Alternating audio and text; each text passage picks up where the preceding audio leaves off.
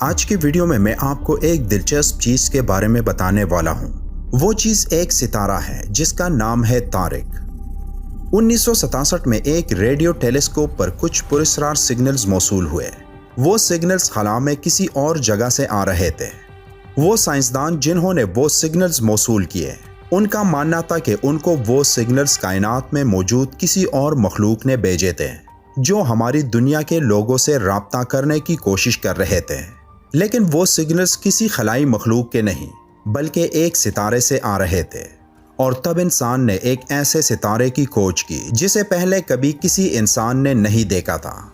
لیکن یہ پہلی بار نہیں تھا کہ اس ستارے کا ذکر انسانوں نے سنا، بلکہ اس سے 1400 سال پہلے قرآن کریم میں اس ستارے کا ذکر آیا۔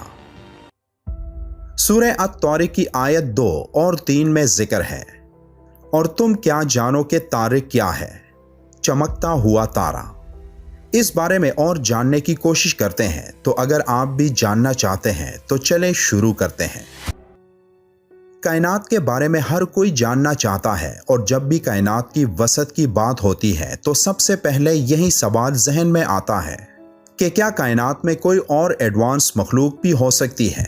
ہزاروں سالوں سے انسان اس سوال کے جواب کو ڈھونڈ رہا ہے، لیکن آج تک انسانوں کو اس کے بارے میں کوئی ٹھوس ثبوت نہیں ملے۔ کائنات جتنی وسیع ہے تو ہو سکتا ہے کہ کسی دور دراز کہکشاں میں کوئی اور بھی مخلوق موجود ہو، اور کیا معلوم کہ مستقبل میں اس مخلوق سے ہمارا رابطہ ممکن ہو جائے۔ کچھ ہفتے قبل چین کی سائنس اور ٹیکنالوجی کی وزارت نے دنیا کے سب سے بڑے ریڈیو ٹیلیسکوپ میں کسی نامعلوم سگنلز کو موصول کرنے کا دعویٰ کیا ہے۔ یہ خبر سائنس اور ٹیکنالوجی کے میدان میں ایک بڑی خبر بن چکی ہے، اور اس فیلڈ میں کام کرنے والے سائنسدان پر امید ہے کہ جلد ہی وہ ان سگنلز کا صحیح پتہ لگا کر ایک نامعلوم مخلوق کی کھوج کر لیں گے۔ ان سائنسدانوں کا کہنا تھا کہ سائنس کے میدان میں ایسا پہلی بار ہوا ہے کہ ہم خلا میں کسی اور مخلوق کی کھوج میں اتنے قریب جا چکے ہیں۔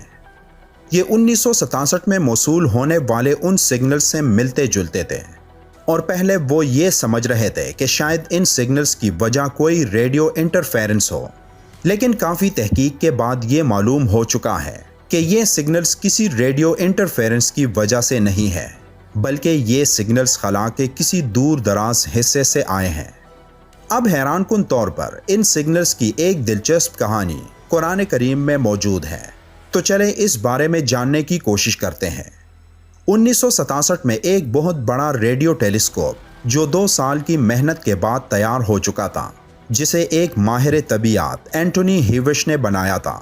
اس ریڈیو ٹیلیسکوپ سے اینٹونی نے پہلی بار آسمان میں چمکتی اشیاء کو قریب سے دیکھا۔ ان کے اس کام میں جوزلین بیل بھی شامل ہوئی، جو کیمبرج یونیورسٹی میں ایک طالب علم تھی۔ تب انہوں نے سائنس کے میدان میں ایک بڑی کھوج اس وقت کی جب ان کو ٹیلیسکوپ پر کچھ نامعلوم سگنلز کا پتہ چلا۔ یہ واضح تھا کہ وہ سگنلز اس دنیا کے نہیں ہیں، کیونکہ اس ٹیم کے مطابق ان سگنلز کو بھیجنے کے پیچھے ایک طاقتور ڈیوائس تھی جو اس دنیا میں موجود نہیں تھی۔ وہ سب حیران تھے، کیونکہ وہ سگنلز کسی ایک مقام سے نہیں آ رہے تھے، بلکہ ان سگنلز کی جگہ تبدیل ہو رہی تھی۔ جوزلین بیل، جو اس ٹیلیسکوپ سے موصول ہونے والے ڈیٹا کی ذمہ دار تھی، اس نے ان سگنلز کے ذریعے معلوم کیا کہ یہ ایک پراسرار چیز ہے جو ہر 1.3 سیکنڈ کے بعد وائبریٹ ہوتی ہے، اور وہ سگنلز اس وائبریشن سے موصول ہو رہے تھے۔ پہلے ان لوگوں نے سوچا کہ وہ سگنلز کسی خلائی مخلوق کی طرف سے بھیجے گئے تھے، لیکن بعد میں ان سگنلز پر کافی تحقیق کرنے کے بعد انہوں نے اپنے اس دعوے کو مسترد کرتے ہوئے کہا کہ ان سگنلز میں موجود آواز ایسی ہے جیسے کوئی کسی دروازے پر دستک دے رہا ہو۔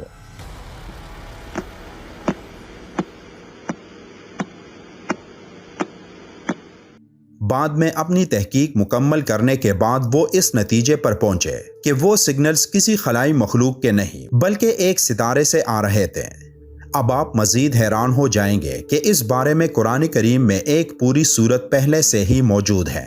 اینٹونی ہیوش اور جوزلین بیل نے جن سگنلز کو ڈھونڈا تھا وہ ایک نیوٹران ستارے سے آ رہے تھے، جن سگنلز میں ایک آواز تھی جیسے کوئی کسی دروازے پر دستک دے رہا ہو۔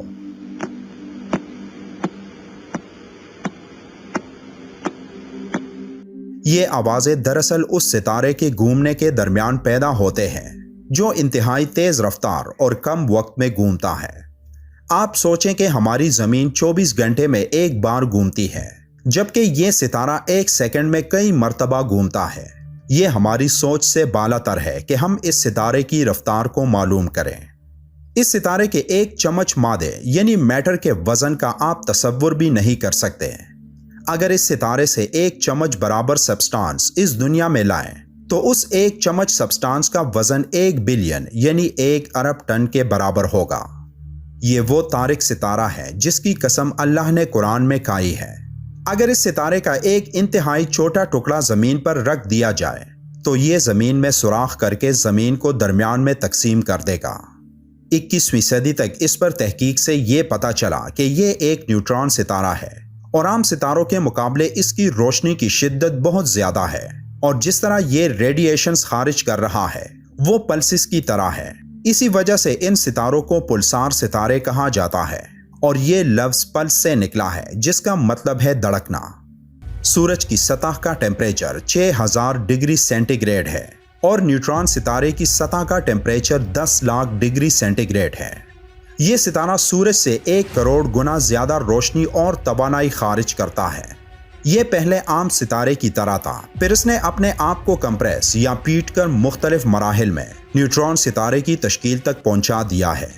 نیوٹران ستارے کے بننے کے ایک مرحلے میں یہ مکمل لوہے میں بھی بدلتا ہے اور کسی لوہار کی طرح اس کا پیٹنا اور کمپریس ہونے کا عمل جاری رہتا ہے یہاں تک کہ مکمل نیوٹران ستارے میں بدل نہ جائے۔ یہ اپنے ایکسس پر تقریباً 1 سیکنڈ میں 175 مرتبہ گھومتا ہے اور اس دوران انتہائی طاقتور میگنیٹک لہریں خارج کرتا ہے۔ اس ستارے سے ایکس ریز اور گاما ریز خارج ہوتے ہیں۔ یہ ریز ہر چیز سے پار ہو جاتے ہیں، یہاں تک کہ لوہے اور کنکریٹ کی دیواریں بھی اسے نہیں روک سکتی۔ اس خصوصیت کو انگریزی میں پیئرسنگ اینڈ پینیٹریٹنگ کہتے ہیں، یعنی گھس جانے والی یا آر پار ہو جانے والی۔ اور قرآن کی آیت میں ثاقب کا لفظ جو استعمال ہوا ہے تو ثاقب کا عربی میں مطلب پیئرسنگ بھی ہے۔ قرآن میں موجود ایک پوری سورت سورہ الطارق اسی ستارے پر موجود ہے۔ طارق لفظ ترک سے نکلا ہے جس کا مطلب ہے مارنا یا ضرب لگانا۔ اس ستارے کو 1967 میں سائنس نے دریافت کیا، لیکن قرآن میں اس کا ذکر 1400 سال پہلے آیا ہے۔ یہ وہ ستارہ ہے جس کے بارے میں ہم سنتے ہیں، لیکن یہ ستارہ کیا ہے اور یہ کتنا بڑا ہے، یہ ہماری سوچ سے باہر کی باتیں ہیں۔ قرآن میں اللہ نے اس ستارے کی قسم کھائی جو ایسے آواز پیدا کرتا ہے جیسے کوئی دروازے پر دستک دے رہا ہو، اور آج سائنس اس بات کو ماننے پر مجبور ہے کہ جس ستارے کا ذکر قرآن میں 1400 سال پہلے آیا یعنی طارق ستارہ، تو اس کی کھوج آج سائنس کر رہی ہے۔ تو کیا یہ کافی نہیں یہ ماننے کے لیے کہ قرآن اللہ کی کتاب ہے؟